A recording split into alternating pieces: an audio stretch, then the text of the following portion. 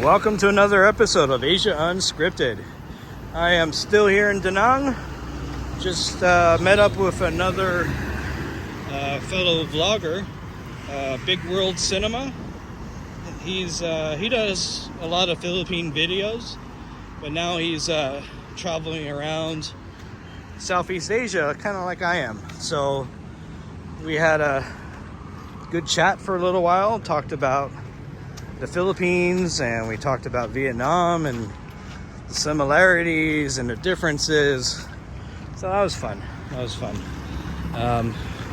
It's always nice to meet up with other people who have been both to the Philippines and to Vietnam. You gotta watch yourself when you're walking in Vietnam. If I was just paying attention to my camera and not to where I'm walking, that would have led to some trouble. You got to watch out for that in Cebu too, in the Philippines. But that's also an issue here. Yes, the infrastructure is better here, but you still need to watch out. There's still a lot of obstacles when you're walking. So we were talking again about similarities and differences. The biggest problem that most people have when they come here is language. As you know, in the Philippines, English is an official language. So even if you beach is over there, by the way. Even if you in the Philippines, you can as long as you know some English. You don't have to be a native English speaker, but as long as you know some English, you can get by. Here, it's a little bit more difficult. If you stay in the expat areas, like I generally do, I'll admit it, I do. Then it's going to be more difficult if you're outside those areas to communicate. I've been to small town Vietnam, and almost nobody speaks English, and it's tough. But if you come here, you come to Saigon, you come to Hanoi, you come to Da Nang, you'll find people who speak English. This is a big touristy city, so English is a universal language. So people from all sorts of countries come here. So the Vietnamese that live here are likely to know English.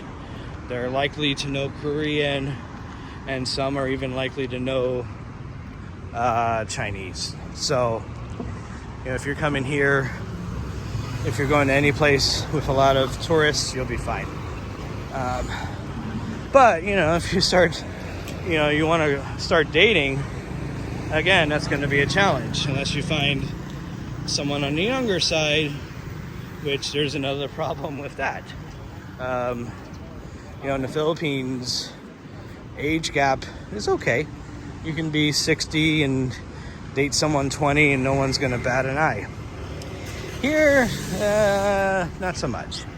So here you can get away with 15 to 20 year age gap, but any more than that, it's probably not going to happen.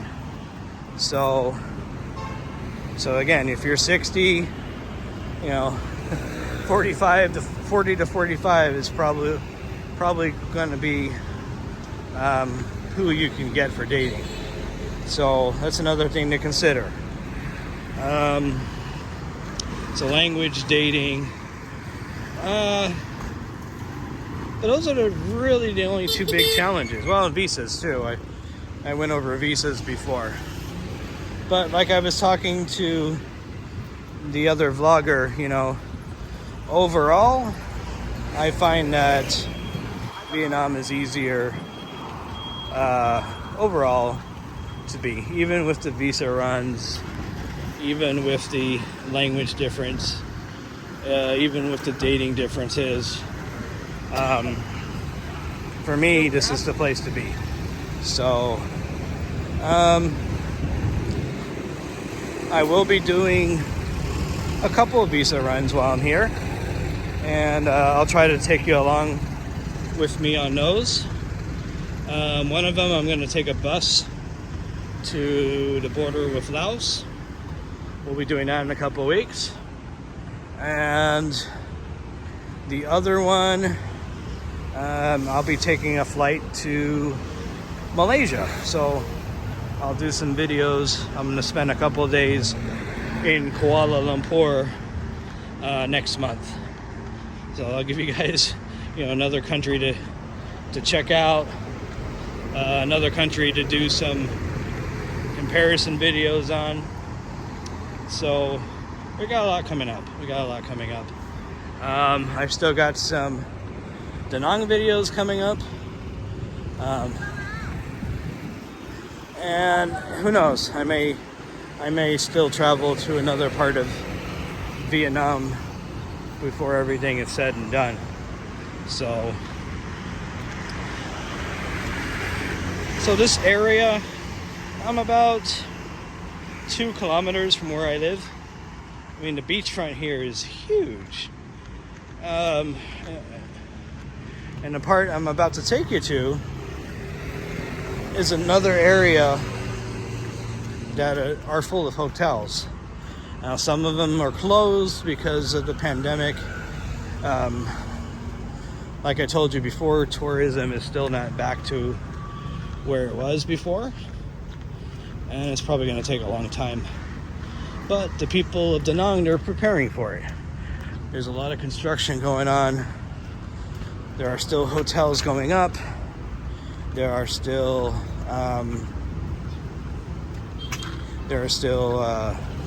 hotels going up, restaurants going in, stores going in. So they're preparing. All right. So the second time I stayed here, I stayed in this neighborhood. There's a bunch of hotels here. Bunch of stores. You can get laundry done at 20,000 dong a kilogram. You got stores, you can buy what you need. There's always taxis available.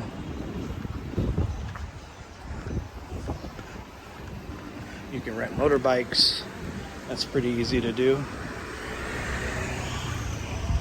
So 100,000 a day, which is like $5 a day.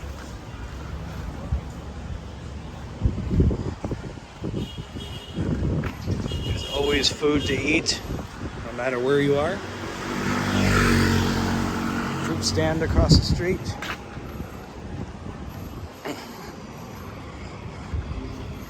So this is a good little neighborhood. Some of these hotels, right now you can get them for under $10 a day. They're not going to be, the Ritz-Carlton, but they're going to be clean. The internet's going to be good. So that's more than you can ask for. All right. So I think I'm going to get out of here for now. I appreciate you guys sticking around. More motorbike rentals. So for Asia Unscripted, this is Jason. You guys take care, and I'll see you next time.